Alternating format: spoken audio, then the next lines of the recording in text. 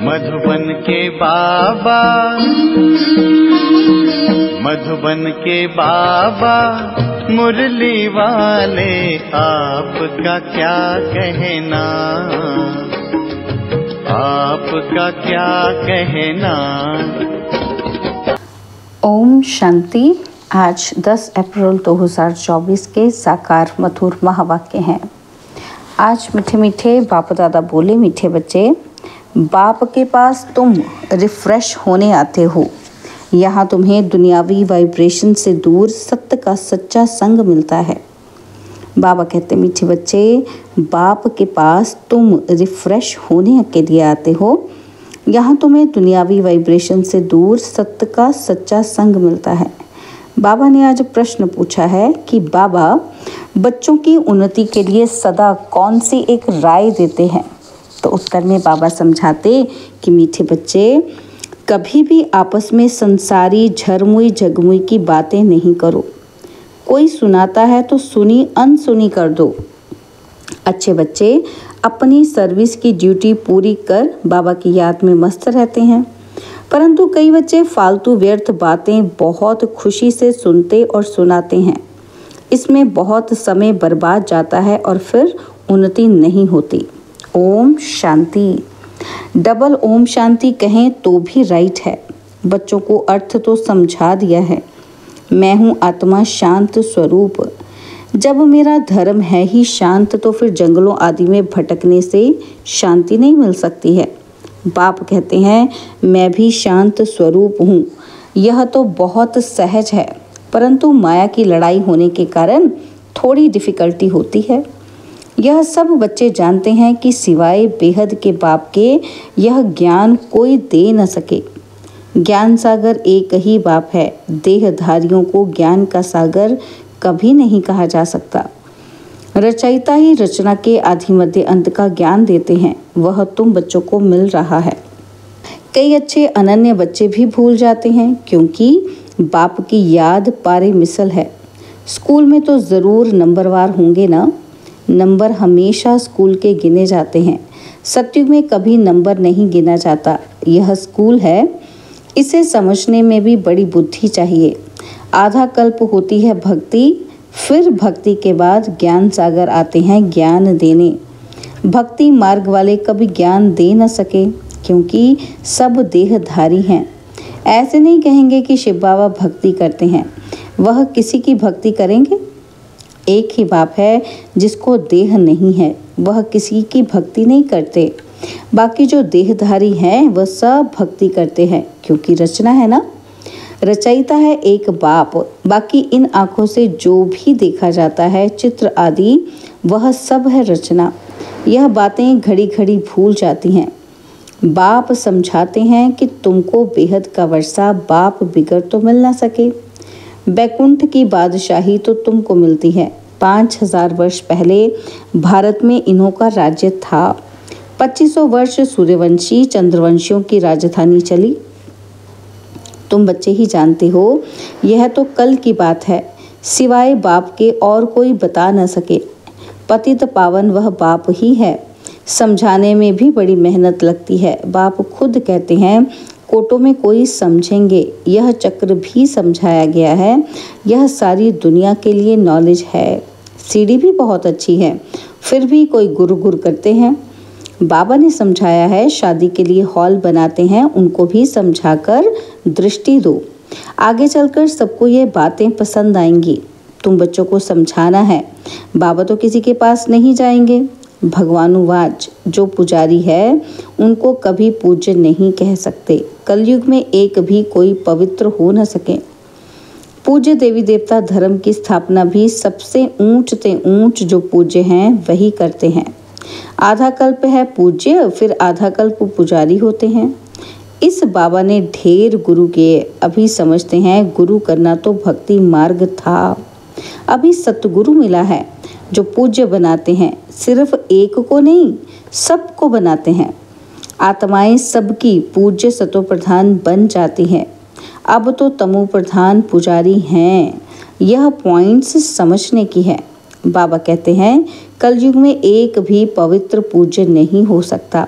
सब विकार से जन्म लेते हैं। रावण राज्य है, यह लक्ष्मी नारायण भी पुनर्जन्म लेते हैं, परंतु वह है पूज्य, क्योंकि वह रावण ही नहीं अक्षर कहते हैं। परंतु राम राज्य कब और रावण राज्य कब होता है ये कुछ भी पता नहीं है। इस समय देखो कितनी सभाएं हैं, फलानी सभा, कहाँ से कुछ मिला तो एक को छोड़ दूसरी तरफ चले जाते हैं। तुम इस समय पारस बुद्धि बन रहे हो, फिर उसमें भी कोई 20% बने हैं, कोई 50% बने हैं। बाप ने समझाया है यह राजधानी स्थापन हो रही है, अभी ऊपर से भी बची हुई आत्माएं आ रही हैं। सर्कस में कोई अच्छे अच्छे एक्टर्स भी होते हैं तो कोई हल्के भी होते हैं। यह है बेहद की बात। बच्चों को कितना अच्छी रीति समझाया जाता है। यहाँ तुम बच्चे आते हो रिफ्रेश होने के लिए, ना कि हवा खाने के लिए। कोई पत्थर बुद्धि को ले आते हैं तो वह दुनियावी वाइब्रेशन में रहते हैं। अभी तुम बच्चे बाप की श्रीमत से माया पर विजय प्राप्त करते हो। माया घड़ी घड़ी तुम्हारी बुद्धि को भगा देती है। यहाँ तो बाबा कशिश करते हैं। बाबा कभी भी कोई उल्टी बात नहीं करेंगे। बाप तो सत्य है ना। तुम यहाँ सत्य के संग में बैठे हो, दूसरे सब असत्य संग में हैं। उनको सत्संग कहना भी बड़ी भूल है। तुम जानते हो सत्य एक ही बाप है। मनुष्य सत्य परमात्मा की पूजा करते हैं, लेकिन ये पता ही नहीं कि हम किसकी पूजा करते हैं। तो उनको कहेंगे अंधश्रद्धा। आगा खा के देखो कितने फॉलोअर्स हैं। वे जब कहीं जाते हैं तो उनको बहुत भेंटा मिलती है। हीरो में वजन करते हैं, नहीं तो हीरो में वजन कभी किया नहीं जा सकता। सत्युग में हीरे जवाहर तो तुम्हारे लिए जैसे पत्थर हैं जो मकानों में लगाते हैं। यहाँ कोई ऐसा नहीं है जिनको हीरो का दान मिले। मनुष्य के पास बहुत पैसे हैं इसलिए दान करते हैं, परंतु वह दान पाप आत्माओं को करने के कारण देने वाले पर भी चढ़ता है। अजामिल जैसी पाप आत्माएं बन पड़ते हैं। यह भगवान बैठ समझाते हैं, ना कि मनुष्य।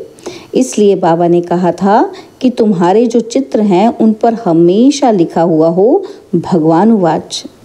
हमेशा लिखो त्रिमूर्ति शिव भगवान उवाच। सिर्फ भगवान कहने से भी मनुष्य मूंझेंगे। भगवान तो है निराकार, इसलिए त्रिमूर्ति जरूर लिखना है। उसमें सिर्फ शिव बाबा नहीं है, ब्रह्मा विष्णु शंकर तीनों ही नाम है। ब्रह्मा देवता नमः, फिर उनको गुरु भी कहते हैं। शिव शंकर एक कह देते हैं, अब शंकर कैसे ज्ञान देंगे। अमर कथा भी है। तुम सब पार्वतियां हो। बाप तुम सब बच्चों को आत्मा समझ ज्ञान देते हैं। भक्ति का फल भगवान ही देते हैं। एक शिव बाबा है, ईश्वर भगवान आदि भी नहीं। शिव बाबा अक्षर बहुत मीठा है। बाप खुद कहते हैं मीठे बच्चों, तो बाबा हुआ ना। बाप समझाते हैं आत्माओं में ही संस्कार भरे जाते हैं। आत्मा निर्लेप नहीं है। निर्लेप होती तो पतित क्यों बनती। तो जरूर लेप शेप लगता है तब तो पतित बनती है।